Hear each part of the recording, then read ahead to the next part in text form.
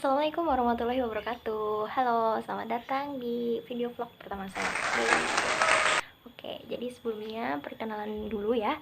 Nama saya Khairunisa, NIM K1319040. Saat ini saya masih berstatus sebagai mahasiswa semester 3 Prodi Pendidikan Matematika Universitas 11 Maret Surakarta. Nah, di kesempatan yang spesial ini saya akan berbagi sedikit kepada teman-teman semua. Jadi saya akan sedikit mengulas tentang sebuah novel, yaitu ini dia, yang berjudul Ayahku Bukan Pembohong, karya dari Terelie.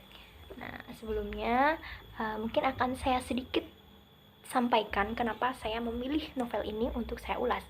Jadi sebenarnya saya sendiri adalah penikmat novel dari novel-novel karya Terelie. Kemudian novel Ayahku Bukan Pembohong ini adalah salah satu novel beliau yang belum pernah saya baca. Padahal ini sudah terbit sejak 9 tahun yang lalu, yaitu pada tahun 2011. Kemudian atas rekomendasi teman, akhirnya teman saya meminjamkan novel ini untuk saya baca. Begitu. Oke, mungkin akan langsung kita mulai saja ya mereviewnya. Jadi, novel Ayahku Bukan Pembohong ini karya dari Terelie yang diterbitkan oleh PT Gramedia Pustaka Utama. Cetakan pertamanya adalah pada tahun 2011 lalu. Kemudian sementara yang saya pegang ini adalah cetakan ke-16 pada tahun 2016.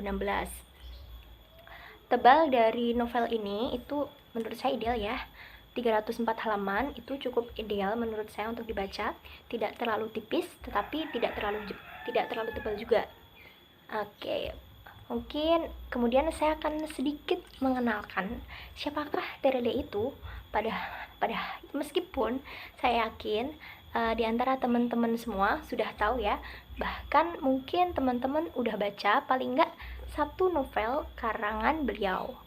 Jadi, Terelie adalah penulis novel fiksi terkemuka di Indonesia.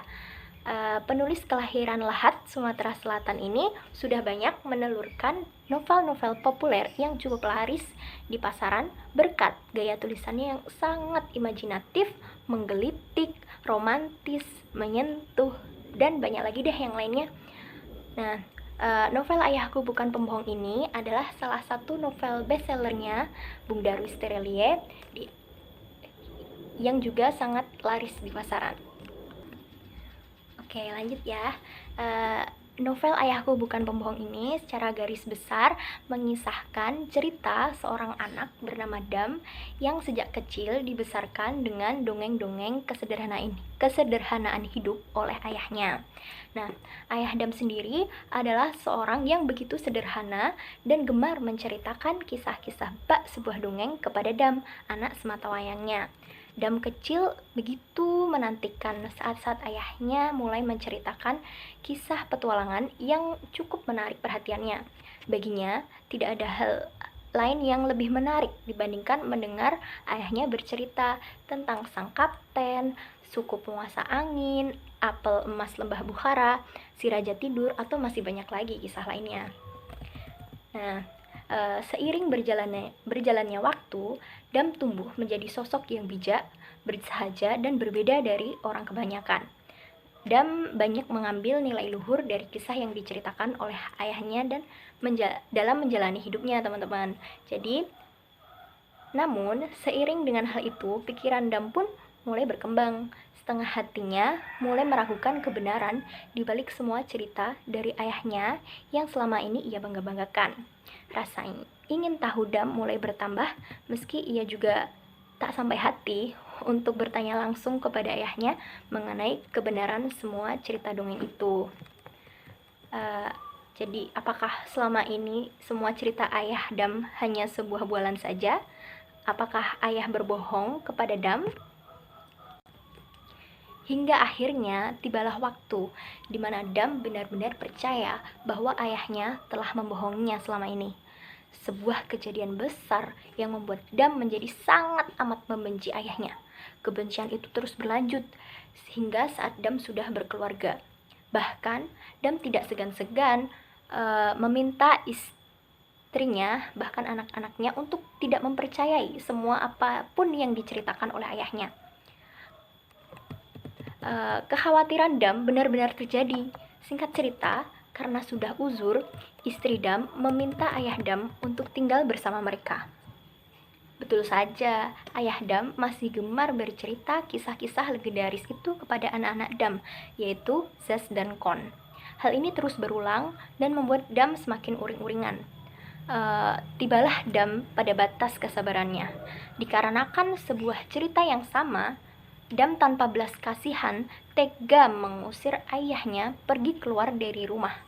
Ia merasa dongeng dari ayahnya membawa dampak buruk bagi anak-anaknya, yakni adalah Zaz dan Kon. Kemudian dengan diiringi oleh isak tangis dari istri Dam, kemudian Zaz dan Kon juga menangis. Akhirnya sang ayah pergi pasrah keluar dari rumah Dam, dan tanpa disangka ayah Dam menuju pusara istrinya, yang tak lain adalah ibu dari Dam.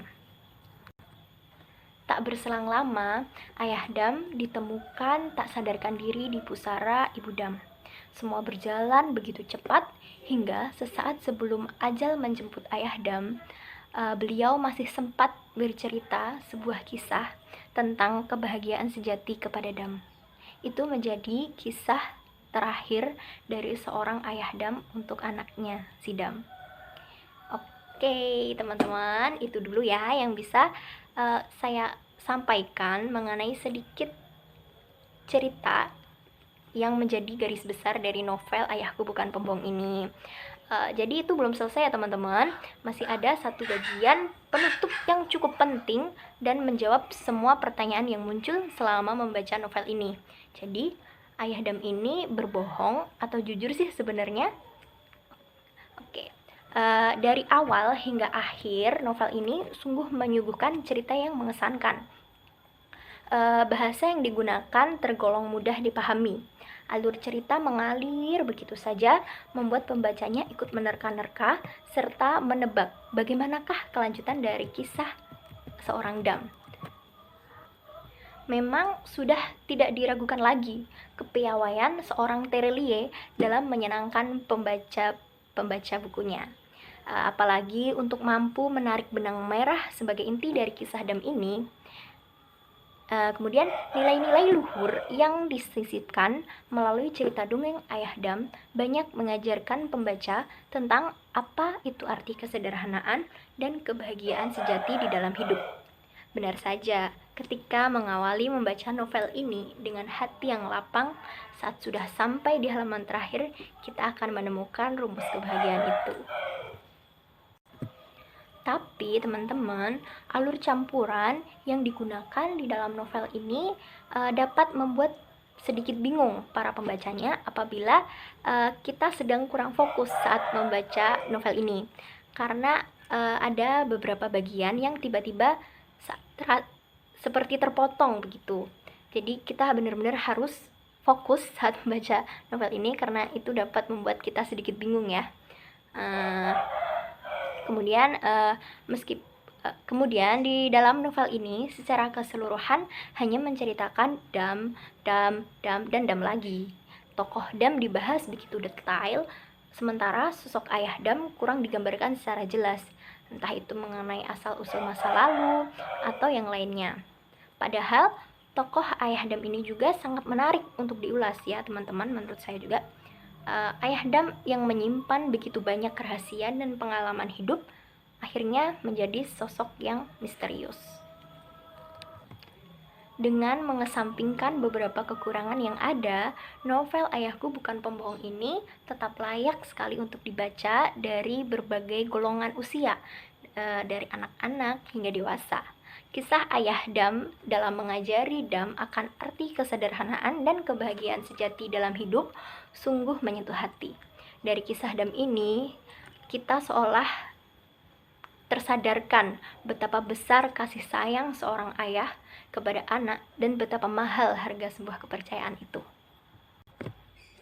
Nah, teman-teman, itu dulu ya yang bisa saya sampaikan mengenai ulasan dari novel Ayahku Bukan Pembohong ini. Sebagai penutup, mungkin akan saya bacakan paragraf pertama yang ada di cover belakang novel ini. Kapan terakhir kali kita memeluk ayah kita, menatap wajahnya, lantas bilang kita sungguh sayang padanya? Kapan terakhir kali kita bercakap ringan, tertawa gelak, bercengkerama, lantas menyentuh lembut tangannya, bilang kita sungguh bangga padanya? Nah, gimana teman-teman? Setelah dengar satu paragraf yang sangat menggelitik di bagian belakang cover buku ini, apakah teman-teman menjadi tertarik untuk membaca novel Ayahku Bukan Pembohong ini? Oke, baiklah. Sekian dulu dari saya. Kurang lebihnya saya mohon maaf.